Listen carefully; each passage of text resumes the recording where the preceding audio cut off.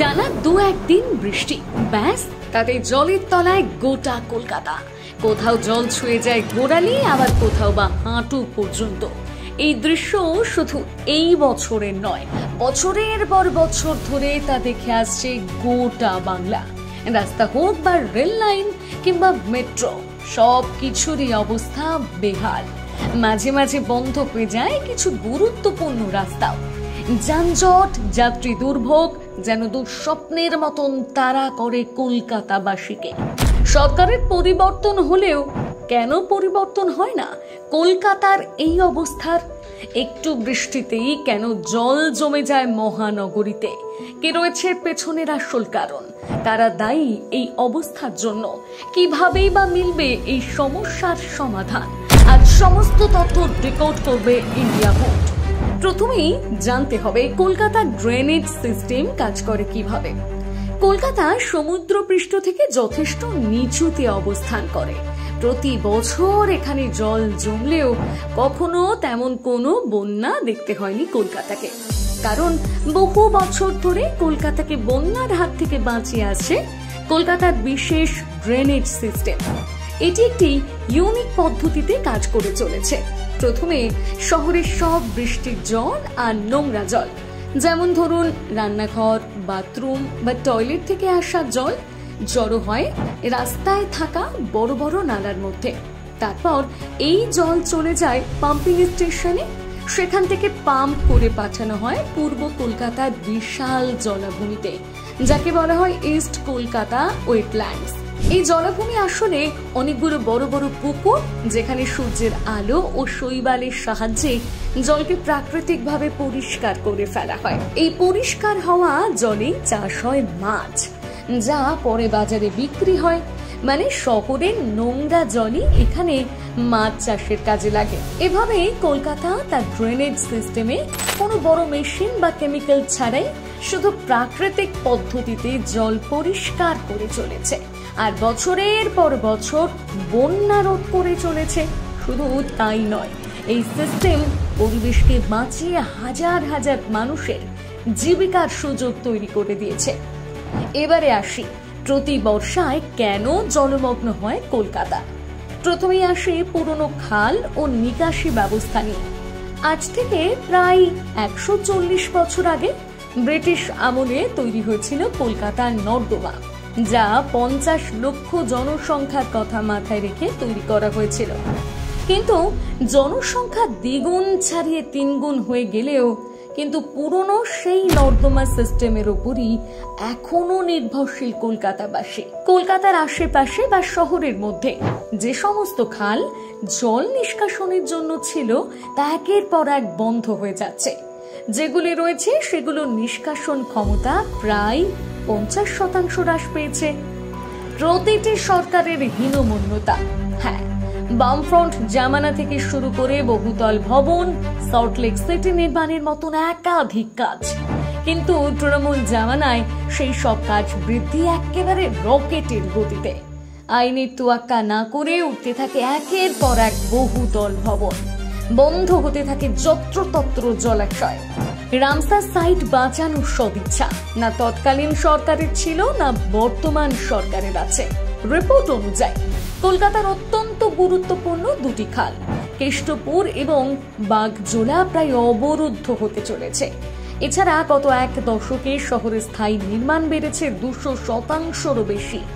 সবুজের অনুপাত কমেছে 7.3%।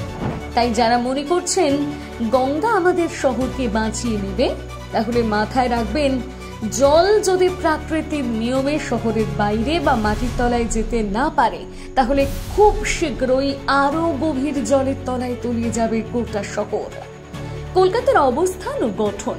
হ্যাঁ, কলকাতার এই জল জমার পেছনে অন্যতম কারণ শহরের আকার। কলকাতার মধ্যে সেন্ট্রাল কলকাতায় এই দৃশ্য বেশি দেখা যায়, কারণ অন্যান্য অংশের তুলনায় এই জায়গাটি অনেকটাই নিচু, যার ফলে আশেপাশের বিস্তীর্ণ এলাকায় জল প্রবাহিত হয়ে এখানেই আসে। কলকাতার মাটি সাধারণত পলি মাটি, যার ফলে বৃষ্টির জল খুব সহজেই মাটির অভ্যন্তরে প্রবেশ করে না। তাই একটু বৃষ্টিতেই জল দাঁড়িয়ে থাকে কলকাতায়। আবার বাড়ছে কংক্রিটের জঙ্গল। কলকাতার মাটি এমনিতেই জল শোষণ করতে পারে না, তার উপর গড়ে উঠছে কংক্রিটের বহুতল ভবন, যার মধ্যে কিছু কিছু আবার বেআইনি নিয়ম না মেনে, যার ফলে কিছুটা হলেও জল শোষণকারী মাটির পরিবর্তে এখন জায়গা করে নিয়েছে কংক্রিটের স্তর, যার ফলে সমস্যা দিনের পর দিন আরো খারাপ হচ্ছে। বর্তমানে বুঝিয়ে দেওয়া হয়েছে হাজার হাজার পুকুর, নিয়ম অনুযায়ী রাস্তার লেভেলের উপর কোনো কিছুই নির্মাণ করা যায় না, কিন্তু শহরাঞ্চলে বেশ কিছু নির্মাণ রাস্তার লেভেলের উপর হয়, যার ফলে রাস্তার লেভেল নিচু হয়ে গিয়ে জল জমছে। নাগরিকদের অসচেতনতা। কলকাতার দায়িত্ব জ্ঞানহীন নাগরিকদের অসচেতনতাও এই দুর্ভোগের ভাগিদার। দীর্ঘদিন ধরে সরকার এবং পরিবেশবিদরা বৃষ্টির জল ধরে রেখে সঞ্চয় করে তা পুনরায় ব্যবহার করা, কোথাও জল জমতে না দেওয়ার মতন নানান রকম সচেতনতামূলক কর্মসূচি সম্পর্কে জানালেও তা কানে নেয় না কেউ। প্লাস্টিকের ব্যবহার প্রসঙ্গেও নাগরিকদের সচেতন করা হয়েছে একাধিকবার, যার পরিণাম দেখা গিয়েছে ড্রেনে জমা প্লাস্টিকের স্তূপ, যার ফলে জল নিষ্কাশনের জন্য ব্যবহৃত পাম্পগুলির কার্যকারিতা হারিয়েছে প্রবলভাবে। জলবায়ুর পরিবর্তন।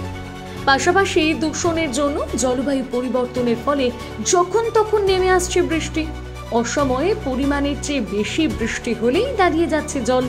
আর এর পাশাপাশি পলি জমার কারণেও হুগলি নদীর বহন ক্ষমতা কমে গিয়েছে, যার ফলে প্রতি বছর এটিও জল জমার একটি অন্যতম কারণ হয়ে দাঁড়িয়েছে। এবারে বলি এখনো অবধি কি কি সরকারি পদক্ষেপ নেওয়া হয়েছে।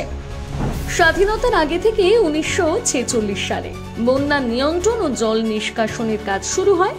সেই উদ্দেশ্যে 1920 সালের সেচ বিভাগকে 1946 সালে সেচ ও জলপথ বিভাগ হিসেবে স্থাপন করা হয়। এরপর 1951 সাল থেকে এখনো পর্যন্ত বিভাগটি বেশ কয়েকটি কাজ করেছে, যার মধ্যে রয়েছে বড় এবং মাঝারি সেচ নিষ্কাশন প্রকল্প এবং নদী ও সমুদ্র ভাঙন বিরোধী প্রকল্প। এছাড়াও তৈরি হয়েছে বন্যা সতর্কতা ব্যবস্থা। বর্তমানে পাম্পিং স্টেশন ও লক গেট মডার্নাইজেশন ও সেন্ট্রাল কন্ট্রোল রুমের সঙ্গে তার ইন্টিগ্রেশনের পাশাপাশি পোর্টেবল পাম্প নিয়োগের একাধিক ব্যবস্থা নিয়েছে সরকার। কিন্তু এত কিছুর পরেও জলের সমস্যা কিছুই মেটেনি। প্রকৃতপক্ষে সমাধান মিলবে কিভাবে? সমাধানের জন্য প্রথমে প্রয়োজন আধুনিক ড্রেনেজ সিস্টেম তৈরি করা, দ্বিতীয়ত পুরনো সিস্টেমের সংস্কার করানো, করতে হবে নিয়মিত ড্রেন পরিষ্কার ও পাম্পিং স্টেশনগুলোকে রাখতে হবে সচল, নতুন কনস্ট্রাকশনে রেইন ওয়াটার হারভেস্টিং বাধ্যতামূলক করতে হবে, কঠোর নিষেধাজ্ঞা জারি করতে হবে প্লাস্টিক ব্যবহারে, প্রাকৃতিক খাল ও জলাশয় রক্ষা করতে হবে এবং সবথেকে গুরুত্বপূর্ণ সরকারকে এই বিষয়ে হতে হবে অত্যন্ত সক্রিয়। কিন্তু সরকার যেন নিজের তালেই মত্ত, কারণ তারা চলে বড় গাড়িতে, তাই সমস্যায় আম জনতা। পাশাপাশি সচেতনতা বৃদ্ধি না পেলে স্থায়ী সুরাহা পাওয়া ভীষণ কঠিন একটি কাজ হতে চলেছে। মূলত অদূরদর্শী এবং অদক্ষ চিন্তা ভাবনা ও সচেতন নাগরিক, সরকারের ছত্রছায়ায় থাকা কিছু লোভী দালাল এই বিশৃঙ্খলার জন্য দায়ী। আপনার কি মনে হয়? জানাতে ভুলবেন না যেন।